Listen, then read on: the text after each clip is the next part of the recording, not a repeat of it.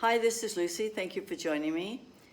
This is day 4 of the 30-day challenge for my Facebook group, Explosion. I mentioned the other day or in other videos that I am a student of Bob Proctor. I just finished a year of coaching with Bob, and his material resonates so much with me that I want to go over and over it again, as there is a lifetime of information to take in, and I couldn't possibly do it all in 1 year. So this particular time of year, what I chose to do is to listen to different sessions that appeal to me. And today I happen to be listening to a session that Bob uses in one of his books, where he talks about using one of our mental faculties, and which is the will, and the will having the power to help us succeed in our tasks, our goal, and our vision. Now, why did I choose this particular subject today? Because I strongly feel that my will needs to be developed. My will needs to be stronger so I can focus on my daily tasks to reach my daily goals. And I've been having several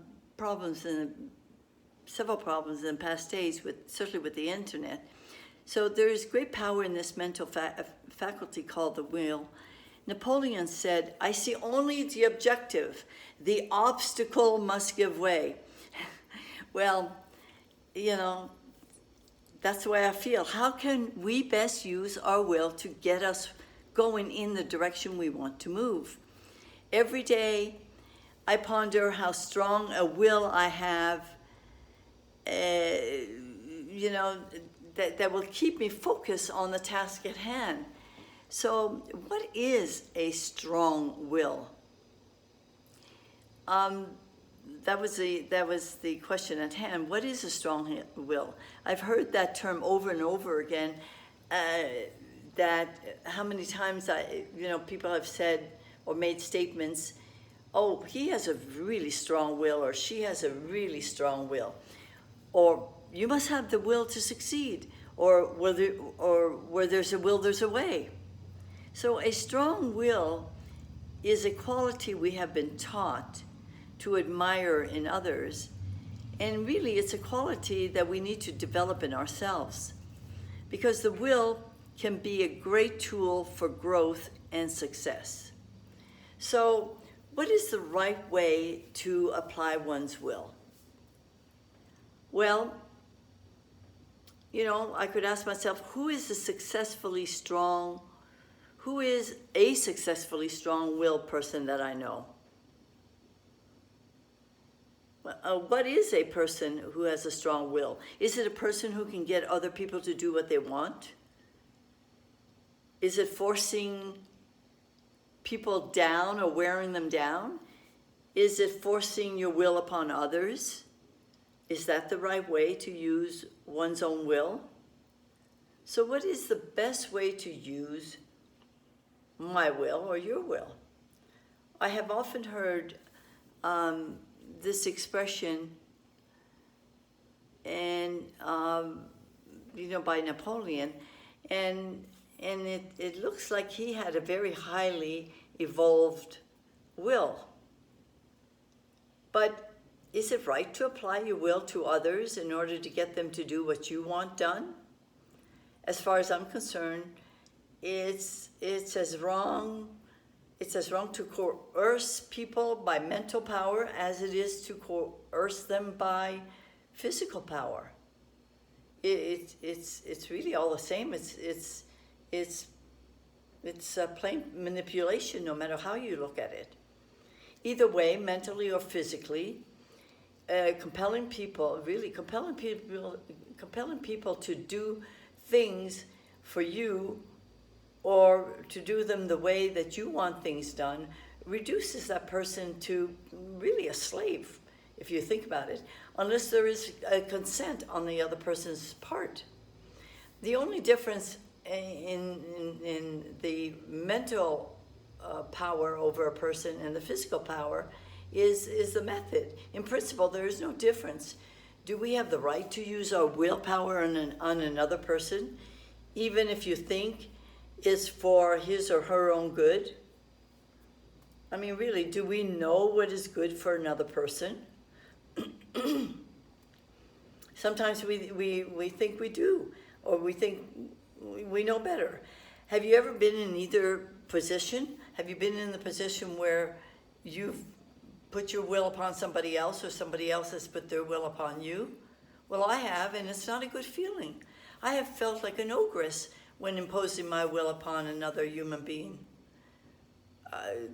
That happened when my mother, in her last years of life, when she couldn't decide or make a decision in life's simple daily situations. I willingly decided for her.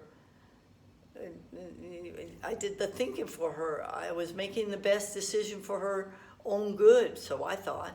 I wonder how she felt when I took over a situation and she no longer had a say in it. I don't like being in that position or in that situation, even though at times I guess I felt it was necessary. It wasn't a good feeling having to impose my will upon her.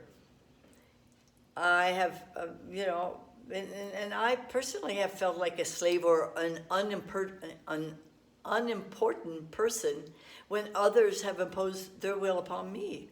It doesn't happen anymore, but it sure happened a lot when I was younger. And you just had to do what especially when you were younger, you had to do what your parents told you to do. Or if you had a job where someone else dictated the rules, they imposed their will upon you. But at least there was consent there. You took the job, so you've agreed to let that person's will control you. Of course, taking a job is allowing others, to will you around, really. But now I know better, and I understand that the best way to use our will, it doesn't really involve other people. It doesn't involve other people at all. Using my will is, I can have others help me without coercing or any conflict. So I know now that when I know what to think and what to do, I simply must use my will to compel myself to think and do the right things. That's how I get my will to move me in the right direction. Well, today I had a day where I wasn't very successful with my will. Now, I can blame it on the internet because the internet was down for most of the day. Now, what control do I have over that? I use my willpower to keep myself thinking and acting in a certain way, but when things around me don't jive, then it's very difficult. So the concept that I have acquired with Bob Proctor's teaching is kind of a whole new way of thinking of using the will.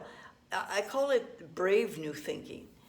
But this will, I have to practice thinking this way, practicing and making it a habit to use my will to discipline myself. It's like keeping my mind at home because I can accomplish more here than anywhere, really.